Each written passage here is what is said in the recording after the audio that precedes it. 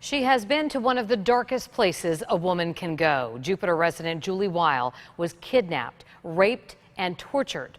She turned her story into lessons for other women, and she took on Washington, too. But before we can fully appreciate Julie's fight for change, News Channel 5's Shannon Cake takes you to Miami, where her story began.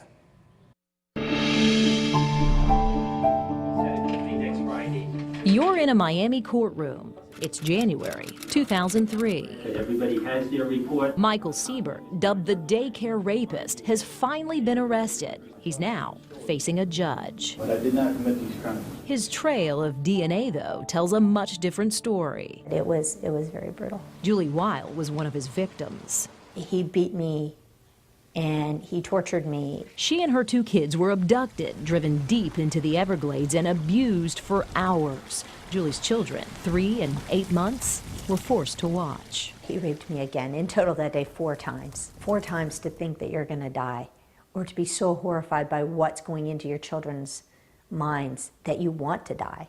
It was completely devastating. But Siebert was about to pay for his crimes because a tiny piece of his DNA turned up on Julie's shirt. Capturing my rapist gave me my life back. DNA was the key to me, not only to get a conviction, but for me to go outside of my house, because now I have an identity on this person. It saved my life. Most of us probably assume that when a crime occurs like rape, evidence is gathered and then tested for DNA. But that's not always the case. DNA testing is expensive and time-consuming. And if police or prosecutors don't think they have a strong case, DNA testing may never occur.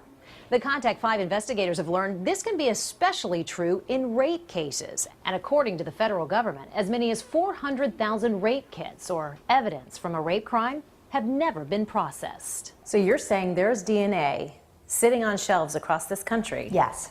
And it's never been entered into a system? It's never been entered into a system. Victims advocates call it the rape kit backlog. We aggressively pursued the appropriate solution. Just this year in Houston, 6,000 backlogged rape kits were found sitting in police evidence rooms. The mayor ordered them all tested. With 300 done so far, 16 rapists have been found in CODIS, the national DNA database that tracks criminals. That's pretty significant, is it not? I think any hit is significant to a case. We could have one case go into CODIS, and if it hits, it could be significant. Catherine Cawthron has been cracking forensic cases for the Palm Beach County Sheriff's Office for 10 years. It's emotional, but it's very rewarding. Armed with test tubes and brushes, Cawthron combs evidence, searching for 16 genetic markers that make up a suspect's unique DNA. It can be difficult, and it can take many hours. It typically means only solid cases with victim cooperation get pushed for DNA testing. We could run them all, but then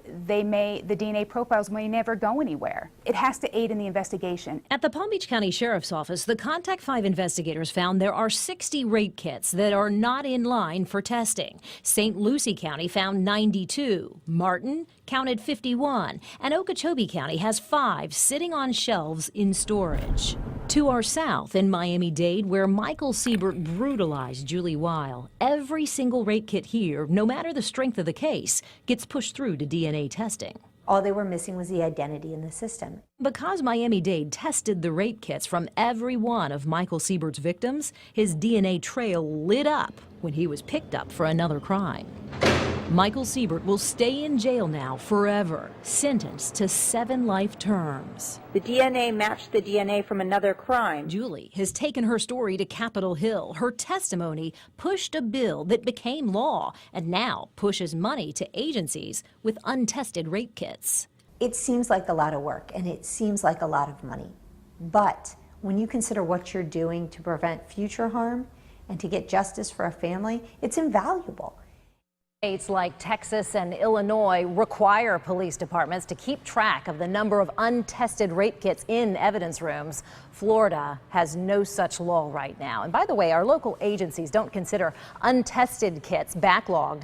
They say they aren't being tested because the cases just aren't moving toward a prosecution. Even so, every sheriff's department and every municipality here in our area did cooperate with our reporting, especially the Palm Beach County Sheriff's Office and their DNA experts there. The only agency agency that refused to give us their numbers?